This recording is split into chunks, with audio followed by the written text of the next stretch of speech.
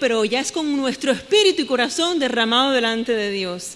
Y sí hace una gran diferencia el que tengamos establecidos esas cosas que el que lo hagamos cuando nos a gusto propio, porque al humano le ayuda a establecer un patrón o un itinerario, porque si no se nos pasa, y lo sabemos, lo hemos visto en nuestras vidas. En los cultos de espera de la unción, me entristece mucho en ocasiones ver que no hay ese temor, ese respeto, ese temor cuando estamos esperando en el derramamiento del Espíritu Santo. Hermanitas que no se cubren bien, que andan caminando, hablando, por otro lado, algunos con gritos y dejando que la carne sea la que se manifieste. Yo sé que el espíritu quebrantado, según me han dicho algunos hermanos en la iglesia oficiales, que venimos de diferentes países, de diferentes culturas, y ahí nos expresamos, ¿no?, en la manera de ser cuando estamos así delante pidiendo misericordia, pero debemos recordar que ni Dios es sordo y Él está ahí más dispuesto a darnos que nosotros a pedir. Y desde el principio se nos enseñó que nosotros debíamos estar en los cultos de espera en la promesa del Espíritu Santo con mucha prudencia y templanza. Si leemos los testimonios de cómo recibían nuestros mayores, era así, en un murmullo, no eran gritos, no eran esos golpes y esa actitud descontrolada. Debemos nosotros de volver a aprender estas cosas, a reaprender estas cosas y estar delante de la presencia de Dios bien conscientes de que Él es un Dios de paz. Aunque estemos necesitando de perdón, aunque estemos necesitando de que Él nos escuche, Él está ahí y Él es un Dios de paz y de templanza y de balance. En la alimentación también nos hemos descuidado bastante, comemos donde quiera. A veces, tristemente, yo he visto hermanos en la iglesia y ya hasta ungidos comprarse, por ejemplo, una pizza con pepperoni, quitarle el pepperoni y comerse la pizza.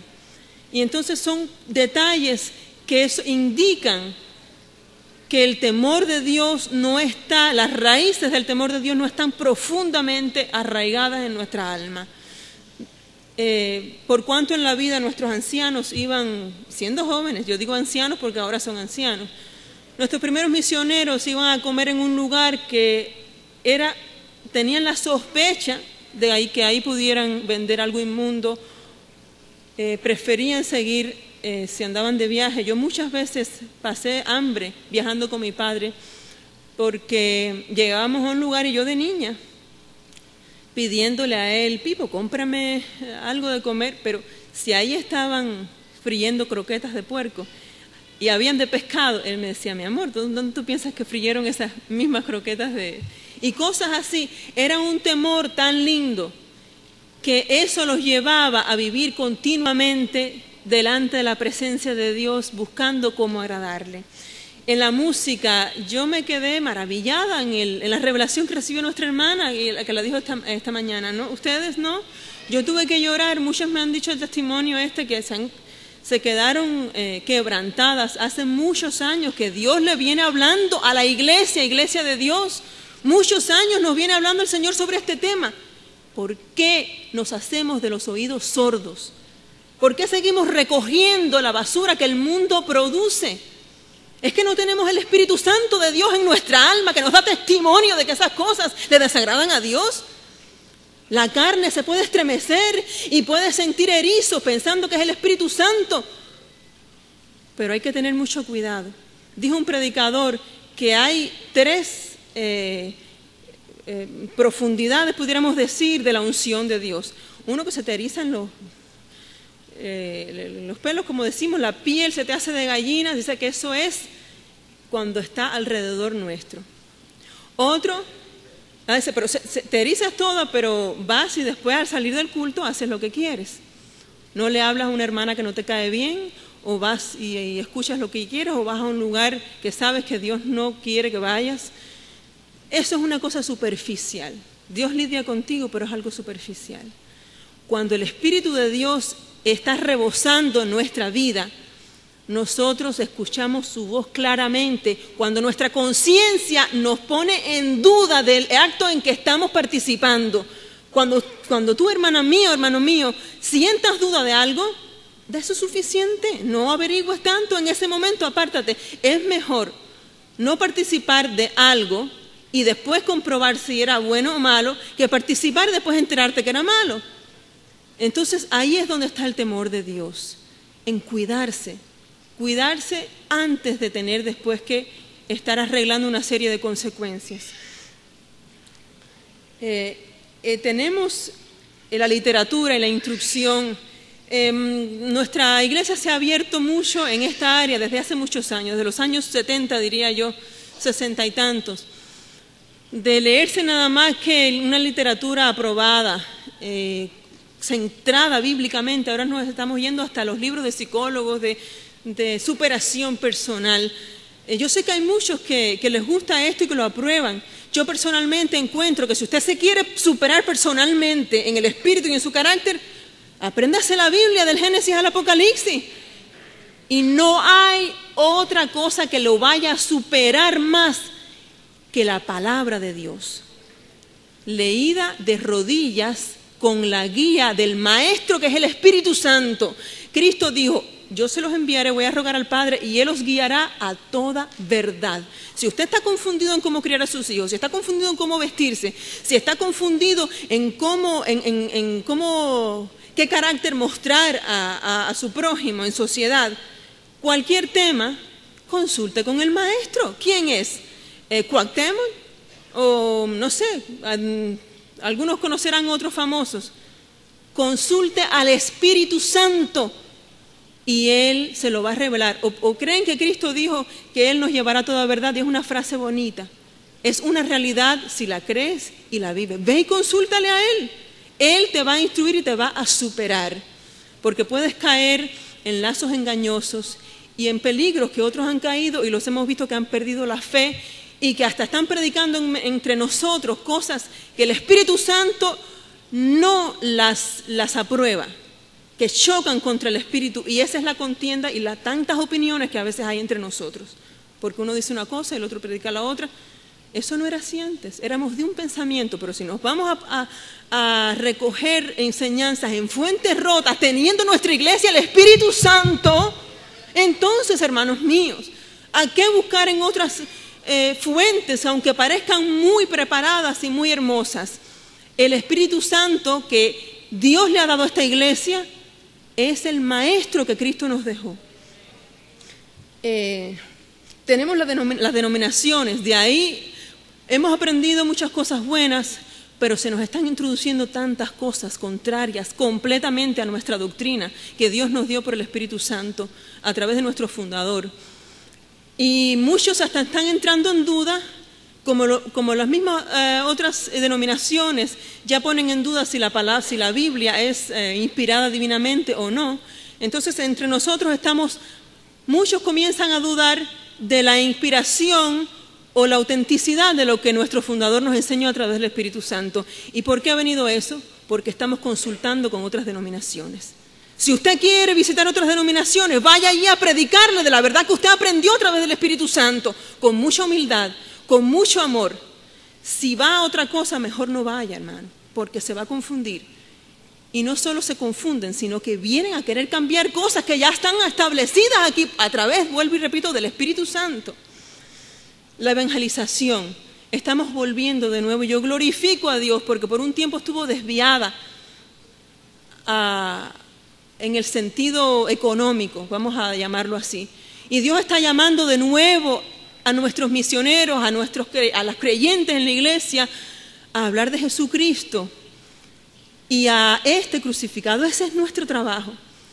Y en esto también necesitamos santificación, porque santificación es pureza, es que no haya mezcla. Si en la evangelización usted mezcla otro interés, ahí no hay santidad. Si en el templo usted mete otra cosa que no sea nada más que la presencia de Dios, ahí no hay santidad. Cuando hay mezcla, ahí no hay santidad.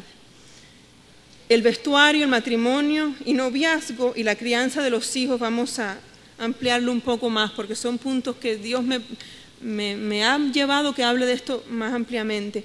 El vestuario fue dado por causa del pecado para cubrir la desnudez. ¿Cómo entonces usarlo para glorificar el cuerpo? Con permiso. Recordamos cuando Adán y Eva pecaron, que desobedecieron el mandamiento de Dios de no comer del árbol de ciencia del bien y del mal. Ellos estaban desnudos. Yo creo que lo único que los cubría era la palabra de Dios, que es la luz de Dios, la santidad. Ellos estaban cubiertos de eso y por eso no se daban cuenta que físicamente estaban desnudos. Hay un sueño muy precioso que Dios le dio a nuestro hermano Moracén, y su esposa está por aquí, ella fue la que me lo contó, creo. Cuando el apóstol Joel Mondéjar falleció, nuestro hermano Moracén tuvo un sueño en que lo veía, así como Adán y Eva al principio antes de pecar, desnudo y vestido con la palabra de Dios al mismo tiempo. Qué cosa más hermosa. Qué testimonio para cuando Dios recoja a uno de sus hijos. Y esta era la situación de Adán y Eva. Cuando pecaron, perdieron esa cobertura y tuvieron que ser cubiertos.